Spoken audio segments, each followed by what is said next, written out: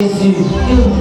Elle n'appelle pas sa cousine, son amie, pour lui raconter les difficultés qu'elle passe dans son foyer. Tout ce qu'elle a à faire, mettre ses genoux à terre. Et elle chante ce chant. Éternel, tu es bon. Même quand tout va mal, tu es bon. Même quand tout va bien, tu es bon. Alors je t'appelle à avoir cette attitude.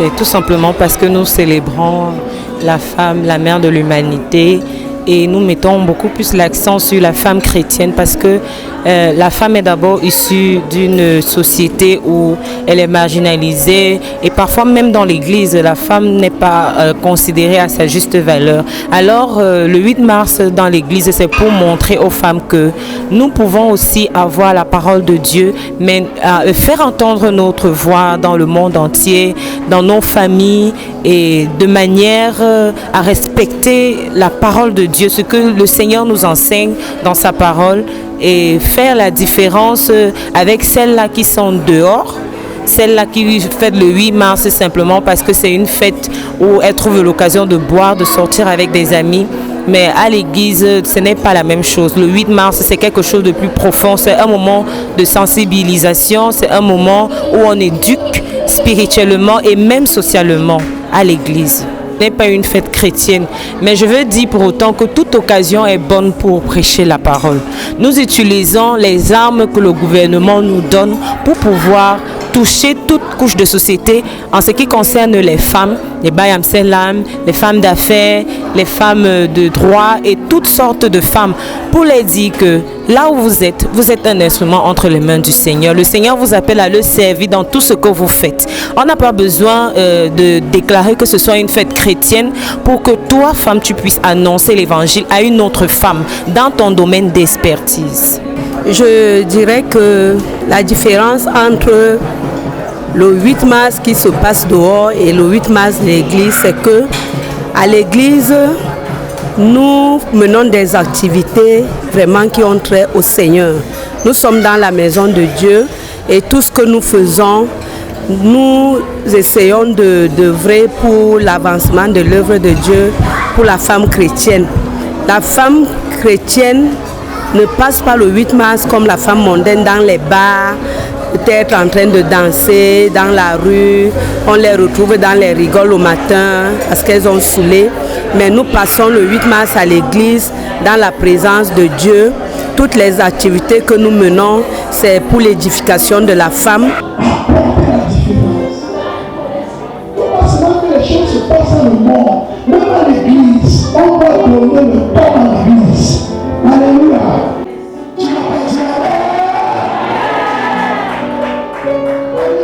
Vraiment, tous mes encouragements aux dames de la Cité des Rois pour cette clôture des activités relatives à la fête de la femme au Cameroun.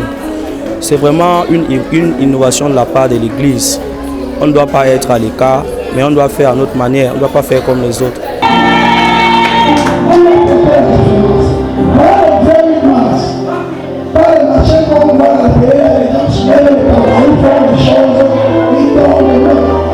Nous voulons que les femmes, au travers de ce que nous menons ici à l'église, se sentent appelées, qu'elles sachent véritablement que le Seigneur les appelle, qu'elles n'abandonnent pas le cri d'appel du Seigneur. Parce que généralement, on a l'impression que certains comportements des femmes, dans l'impudicité ou autre, c'est parce qu'elles oublient, qu'elles refusent même de recevoir l'appel, de ressentir ce que l'Esprit leur dit en leur moi profond. Nous voulons vraiment que, à travers ces mouvements, ces activités qui ont été menées, que la femme soit transformée dans le vécu quotidien.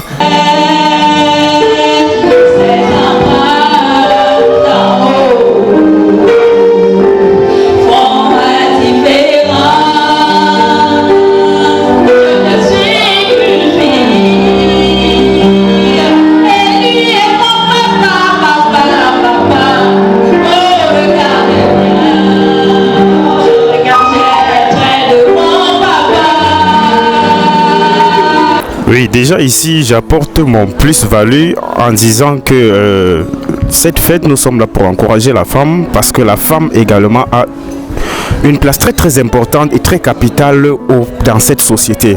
La femme déjà à partir de l'institution biblique qui parle de l'importance de la femme. Lorsque Adam a vu Ève, il a dit waouh, cette fois-ci voilà la chair de ma chair, l'os de mes os. Donc ce qui voudrait déjà montrer que la femme a une place très très importante et très capitale au sein de la société. La semaine de la femme célébrée ici à l'église, j'ai retenu que la femme ne doit pas être célébrée seulement pendant la période du 8 mars. Ça doit être une chose qui doit devenir habituelle. On doit célébrer la femme tous les jours. On ne doit pas se concentrer pendant la période du 8 mars pour dire voilà, on va former les femmes, on va éduquer les femmes. Non. On doit célébrer les femmes de janvier en décembre. On doit éduquer les femmes pour que les femmes sachent c'est quoi leur valeur, c'est quoi leur plus-value, c'est quoi leur position dans la société. Il faut aujourd'hui que les femmes sachent qu'elles sont des précurseurs et c'est un peu le thème que nous avons abordé ici à l'église, c'est la femme comme précurseur du changement. Donc aujourd'hui, les femmes doivent changer d'abord de mentalité en elles-mêmes, comprendre que elles n'ont la seule force, comprendre que le sexe n'est pas leur seule force, si on peut considérer ça comme une force. Leur force, c'est leur beauté intérieure.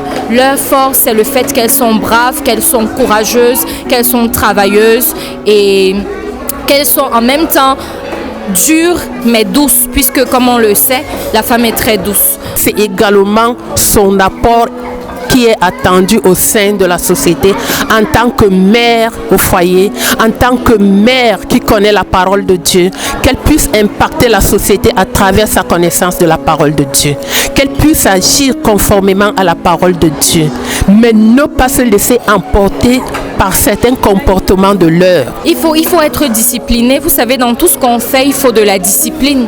Si vous êtes discipliné, vous allez voir que vous pourriez faire 10 choses à la fois. La femme chrétienne ne se lève pas à 7 heures, même si elle ne travaille pas, même si elle est entrepreneur, c'est-à-dire qu'elle s'auto-emploie, elle se réveille à 4 heures. 4 heures, 4h30, elle a le temps de prier pendant 1 heure ou 30 minutes et après elle commence sa journée, elle fait ses tâches, elle va au travail. Le soir, avant de dormir, après avoir préparé la journée qui va venir, elle fait sa prière. Bien sûr qu'on peut aller prière et travail. Une femme chrétienne prie et elle travaille. Elle consacre ses week-ends. Elle peut choisir 2 week-ends sur 4 ou elle consacre ses journées à l'église et les 2 autres week-ends, elle fait autre chose. Le moment qui m'a le plus marqué, c'est le moment, il y a eu 2 moments, le moment de la prédication qui a été présentée par notre sœur, la reine Stella. C'était vraiment un moment édifiant où l'Esprit de Dieu était en œuvre. Il a utilisé la bouche de sa servante pour pouvoir bénir les vies des femmes qui étaient présentes. C'était vraiment un moment extraordinaire et j'ai été bénie. Et si je peux dire, j'ai appris aujourd'hui que la femme, si je peux dire, est un instrument entre les mains du Seigneur. C'est celle-là qui se tient à la brèche pour sa famille, celle-là que le Seigneur utilise pour bénir les nations qui commencent d'abord dans sa maison. Alors, les activités qui ont été... l'autre activité qui a été bénissante, c'était le défilé de mode.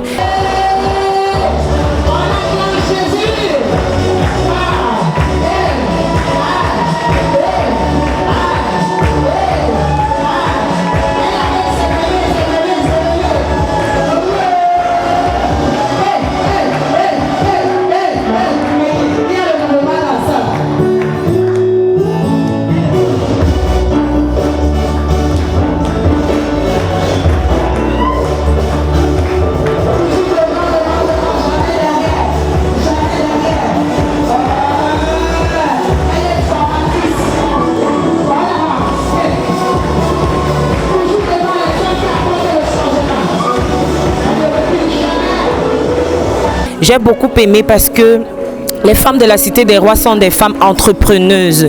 Elles ne restent pas à la maison à ne rien faire. Elles cherchent leur gagne-pain.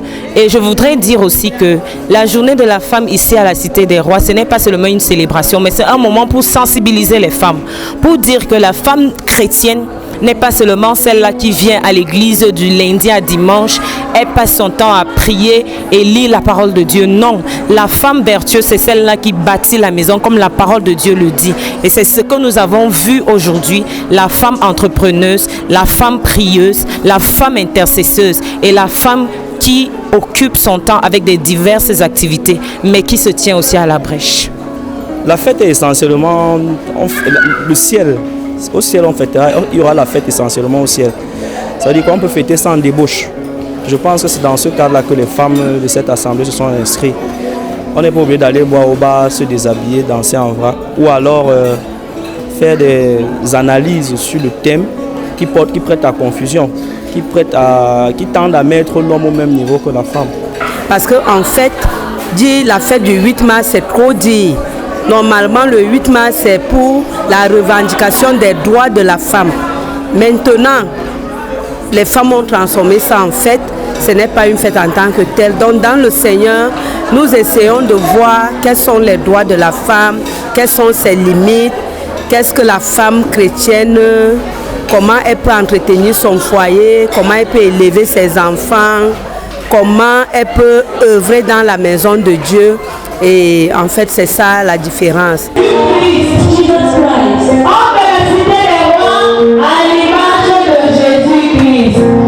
C'était pour attiser l'éveil de conscience des femmes. Les femmes doivent savoir qu'elles peuvent apporter le changement partout où elles se trouvent. Dans le milieu où elles vivent, elles peuvent transformer le vécu quotidien. Nous savons que généralement, certaines guerres sont issues des querelles des femmes. Donc, à travers le comportement des femmes, l'amélioration de leur comportement, elles peuvent éviter des guerres fratricides. Elles peuvent éviter des guerres. Elles peuvent améliorer même leur vécu quotidien, protéger leurs enfants. Quand elles maîtrisent la parole de Dieu, quand elles appliquent la parole de Dieu et qu'elles se sentent consacrées, en vivant dans le jeûne, à travers des privations multiformes, elles peuvent améliorer leur esprit, transformer leur esprit, transcender le moi et accéder à une situation bienheureuse pour la société. Qu'elle soit chrétienne, n'est-ce pas, elle doit travailler afin que Dieu, n'est-ce pas, l'utilise donc pour impacter donc le monde des affaires. Donc, femme chrétienne, n'est-ce pas, travaille, n'est-ce pas, faire les affaires, n'est-ce pas, parce que Dieu t'appelle, n'est-ce pas, à impacter, à influencer donc le monde. Que Dieu te bénisse. Les jeunes filles ont été appelées. Beaucoup ont été présentes pendant ces activités. Mais c'est vrai quand même que pendant que nous menons ces activités, beaucoup sont encore à l'école. Mais la jeune fille qui était présente a reçu des enseignements. Et au travers des mouvements qui ont été effectués, on a senti le besoin d'être transformé, le besoin de changer de comportement. Vous avez vu de nombreuses filles à l'église. Vous avez vu, c'est une jeune église comme vous la voyez si bien, mais vous avez vu de nombreuses personnes au sein de l'église. Elle n'est pas très vieille, c'est une jeune, bien qu'elle ait une grande capacité. En fait, le concept du défilé de mode aujourd'hui, c'était pour prouver à ceux-là qui sont dehors, qui disent que les femmes chrétiennes sont seulement là de lundi à dimanche, elles partent à l'église et elles écoutent seulement le pasteur. Elles n'écoutent pas leur mari. C'était pour prouver à la société et même à l'église que la femme chrétienne, la femme vertueuse, c'est celle-là qui est capable de tenir son foyer, d'écouter son mari et aussi de Dieu. Parce que nos maris sont nos dieux sur terre. Et nous sommes des femmes soumises à nos maris. Alors le défilé de mots, c'était pour prouver que dans la société, nous sommes occupés. Dans la société, nous avons des boulots. Dans la société, nous contribuons à l'avancement et à l'évolution du pays en tant que femmes vertueuses, en tant que femmes chrétiennes. Déjà, avant d'arriver à la clôture, nous avons eu plusieurs ateliers. Nous avons eu des ateliers sur l'éducation des enfants, des personnes, des adolescents, des enfants de 0 à 5 ans et 10 ans. Ça nous a vraiment édifiés. Et en ce qui concerne mon couloir plus précisément, j'ai voulu que la femme sache qu'elle ne doit pas avoir peur de porter plainte. Mais ce que je peux dire, c'est que la femme chrétienne, la Bible ne dit pas que la femme chrétienne ne doit pas porter plainte. Au contraire, Le Seigneur dans la Bible nous parle des magistrats, il nous parle des avocats, il nous parle des procureurs. C'est pour dire que c'est lui qui a institué ces personnalités chez qui nous pouvons nous tourner lorsque nous sommes en difficulté, lorsque nous avons été lésés par rapport à nos droits. Alors la femme chrétienne et la femme sociale, tous deux ont le droit de porter plainte, ont le droit de se plaindre devant l'autorité judiciaire. Parce qu'on se rend compte de nos jours que les gens, les hommes en général, ont peur de porter plainte, soi-disant, c'est très coûteux, les lenteurs judiciaires. Mais je les ai fait comprendre que ils ne doivent pas avoir peur de porter plainte. Et je les ai enseignés, je les ai galvanisés dans ce couloir-là, à porter plainte. Et aussi, je les ai édifiés sur les droits de la femme. Les droits de la femme dans le foyer. Quelles sont les tâches? Qu'est-ce que la loi attend de la femme? La loi dit que la femme est une aide. Elle doit soutenir son mari lorsque celui-ci est incapable de supporter les charges du ménage. Et à ce niveau aussi, j'ai aussi embrayé sur la communauté. Parce que beaucoup de femmes pensent que lorsqu'elles vivent avec un homme dans le concubinage, elles sont dans la communauté. Je les ai fait comprendre que la communauté commence dans le mariage, avec le mariage. Et nous avons aussi parlé des différents types d'enfants, notamment les enfants naturels, les enfants légitimes, les enfants adoptifs. Et je les ai fait comprendre aussi que tous les enfants, selon la nouvelle loi, ont les mêmes droits, que ce soit les enfants légitimes ou naturels. Alors ce qu'il faut retenir pour la femme particulièrement, c'est qu'en tant que femme, elle doit s'imprégner de la loi, elle doit connaître ce que dit la loi, quelles sont ses limites dans la société, quelle est la ligne rouge à ne pas franchir. Et je pense que durant toute cette semaine, ça a vraiment été bénéfique. Et je pense qu'au sortir d'ici, j'ai déjà eu plusieurs femmes m'ont approché afin que je les aide, notamment pour des dossiers judiciaires. Donc je pense que ça a véritablement porté, puisqu'elles sont disposées déjà à se plaindre pour réparer le préjudice qui a certainement été causé. Je vous remercie. Alors nous sommes là pour motiver, pour encourager cette femme-là, pour connaître son droit, connaître sa place au sein de cette société.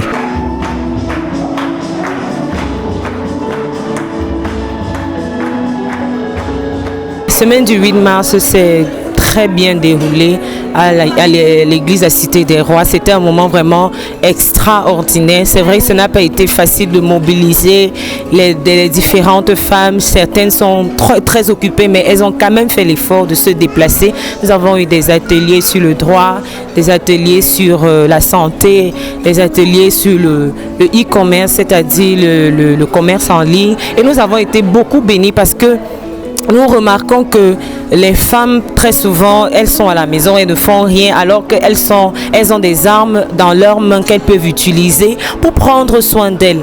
Elles n'ont pas toujours besoin de partir vers leur mari pour demander quelque chose. Elles peuvent prendre les initiatives et prendre soin d'elles et de leur famille. Donc c'est ce que nous avons vu pendant toute la semaine du 8 mars et c'était un moment vraiment bénissant. Quoique certaines ne sont pas très disponibles, mais nous avons fait l'effort et nous avons été beaucoup bénis. La cérémonie de clôture était juste waouh.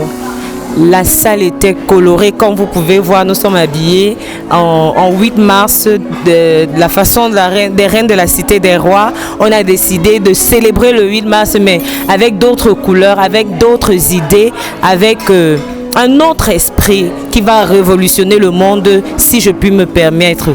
Le 8 mars, aujourd'hui, c'était vraiment notre 8 mars, c'était beau, c'était excellent. Celles qui n'ont pas vraiment été là, vous avez beaucoup raté. Nous avons fêté le 8 mars dans cette assemblée et nous n'avons pas dérogé à la volonté divine. Nous ne sommes pas éloignés de cela.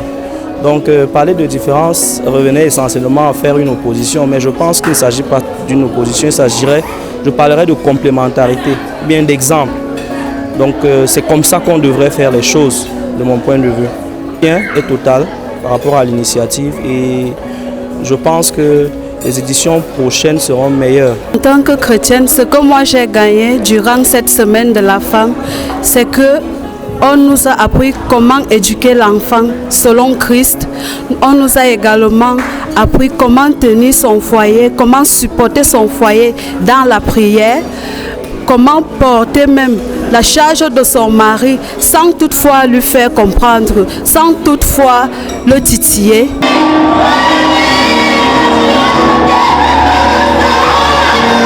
mais cela se fait dans le secret, dans la prière.